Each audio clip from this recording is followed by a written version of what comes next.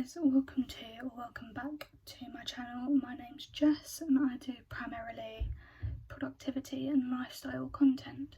So I do mornings in my lives, evenings in my lives, days in my lives, and these are either productive or relaxed. So in today's video it's a bit of a part 2 talking about my medical conditions. I've literally just filmed talking about my main one and that video is 23 minutes and I don't think you guys will thank me for like a 40-minute video. So talking about my other medical conditions is going to be another video. So I have hypermobile EDS, PCOS, 2 pars fractures and asthma. And I've just made the video about hypermobile EDS as that is my main medical condition. So if you have no clue about anything to do with hypermobile EDS, go and check that video out because I barely have storage on my phone, which I'm filming on.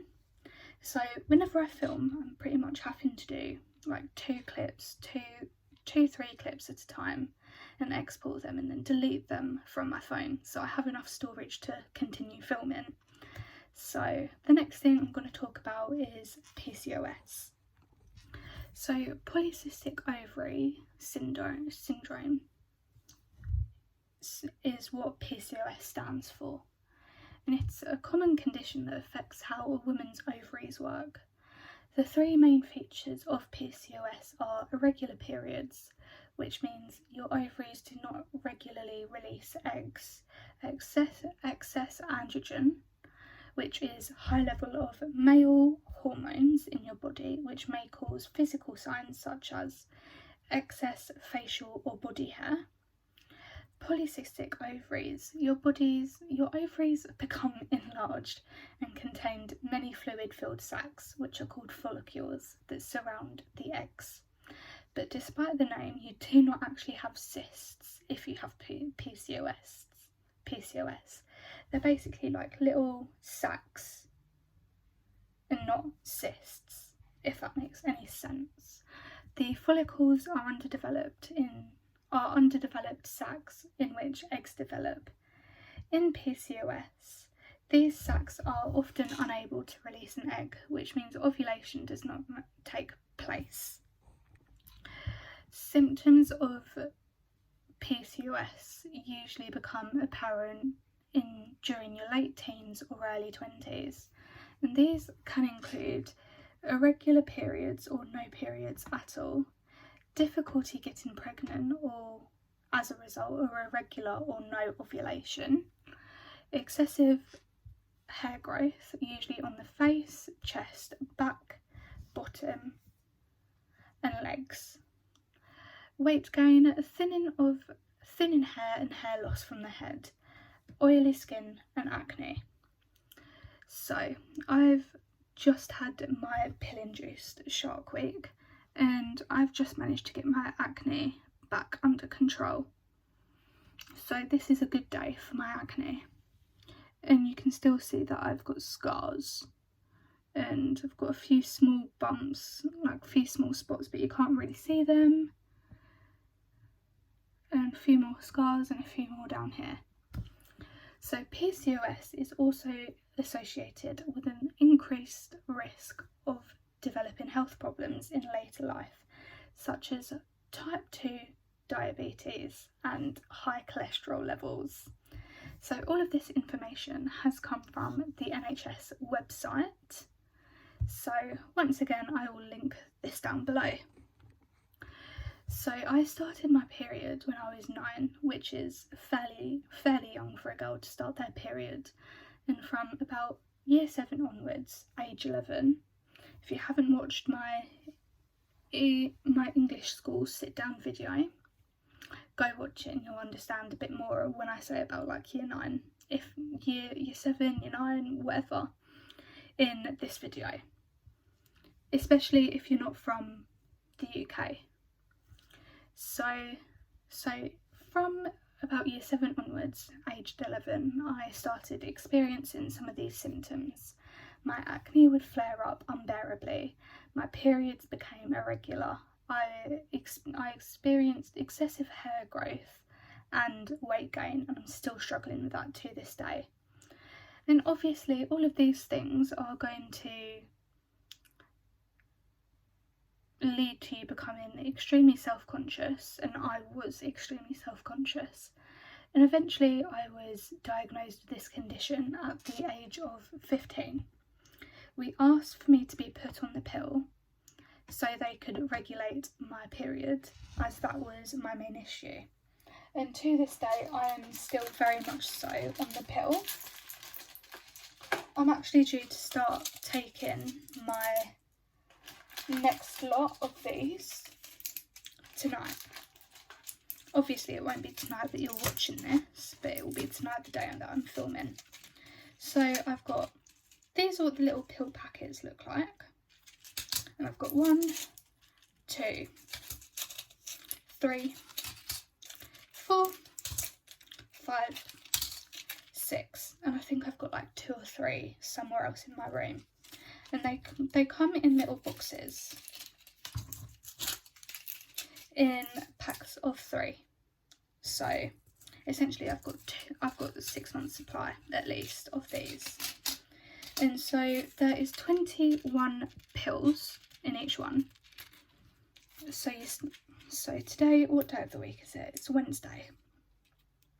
So I will start taking my pill tonight, and I'll go around the whole packet. So look, there's a Wednesday, and I'll go all the way around until I get to the Tuesday, the last day of the pill. And then I'll have 7 days off. So Tuesday, Wednesday, Thursday, Friday, Saturday, Sunday, Monday, Tuesday, and then I'll start the next packet on the Wednesday. So it kind of goes like that, and it basically regulates your period. My periods were so irregular that my mum has actually thought that I was pregnant a few times, obviously when I wasn't. I remember this one time I was in year 8, the academic year that you're 12 to 13, and I was dating a guy who was in the year above, so 13 to 14 academic year, if that makes sense. If it doesn't, I talked about this in my explaining English schools.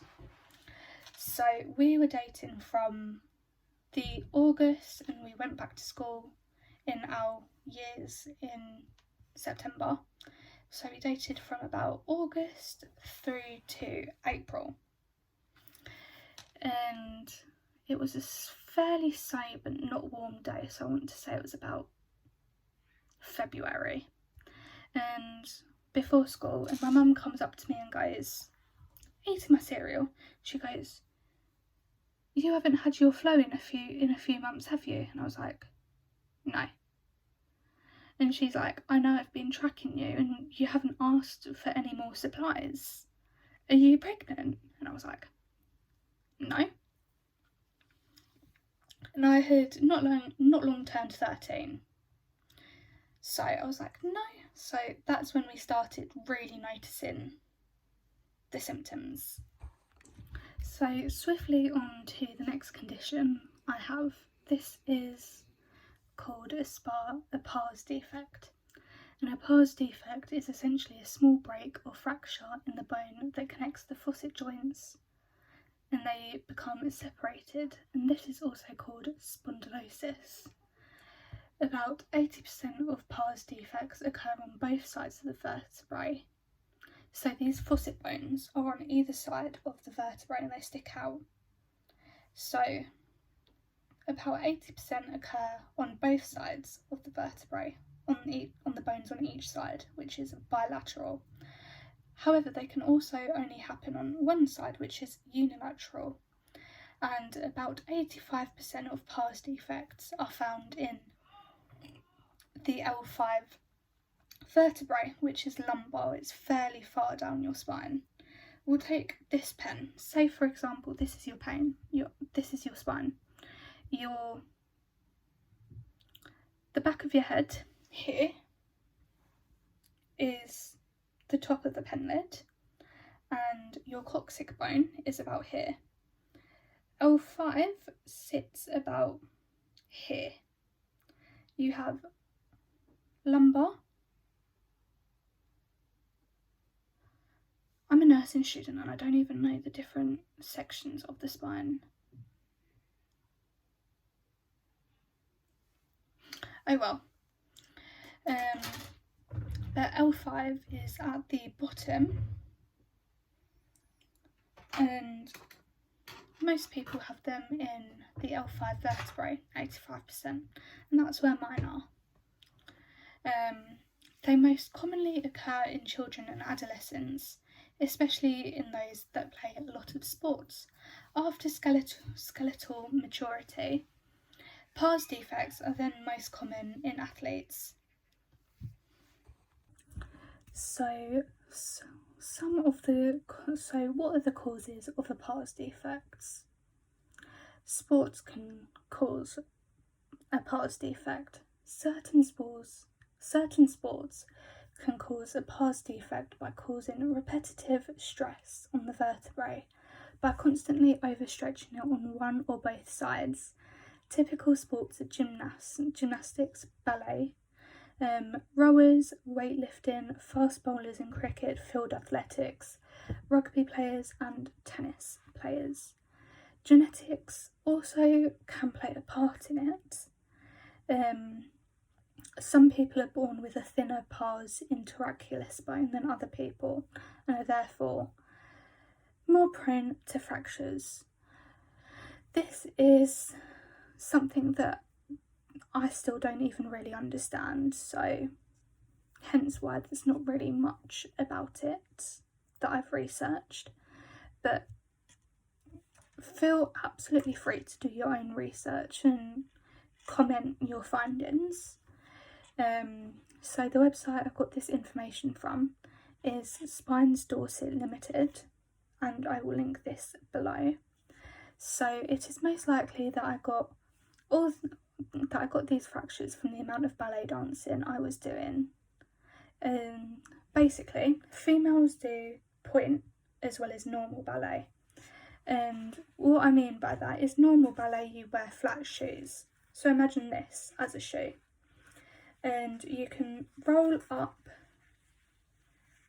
and be on your demi point, sort of like this, where your toes are sort of rippling up but not going all the way fully up. And then points, they're like different types of shoes that have something. They used to have like a block of wood in them or something, which it's called a box, which basically allows you to roll all the way up your foot onto the tips of your toes.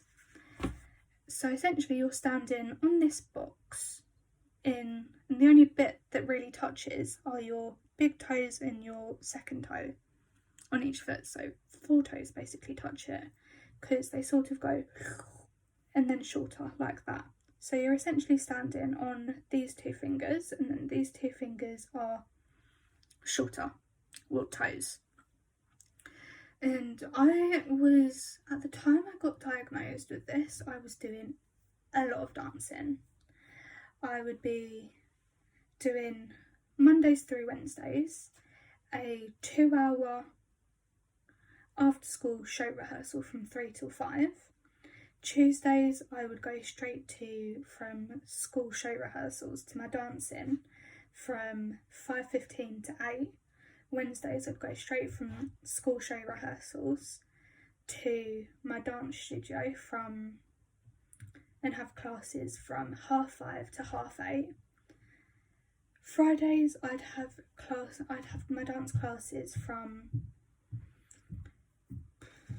5 to 8:45. Saturdays I would help out before my classes, so I'd need to be there half an hour before the first class, which was 8:30, and I'd be doing whatever needed to be done during that day, during that morning. So sometimes I might be on reception, welcoming the students and the parents in, showing the kids back to the parents at the end of each class, so the kids go back to the correct people and don't get kidnapped.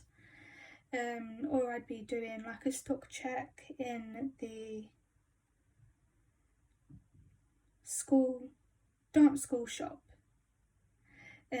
Or I'd be assisting in ballet classes or tap classes or gymnastics classes.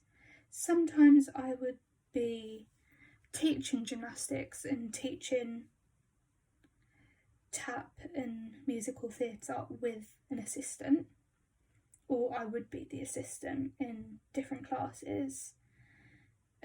So I'd be doing that until about 1 o'clock, then have a little break and have my classes from 2 until 4. So obviously that's a lot of dancing. So last condition I want to talk about is asthma. So asthma is a common lung condition that causes occasional breathing difficulties. It affects people of all ages and often starts in childhood. However, it can also develop for the first time in adults. Some of the symptoms include, gone too far down the page, a whistling sound when you breathe, or like a wheezing sound, breathlessness, a tight chest, which may feel like there's a band tightening around them, and coughing. These symptoms can sometimes get temporarily worse, and this is known as an asthma attack. So the treatments.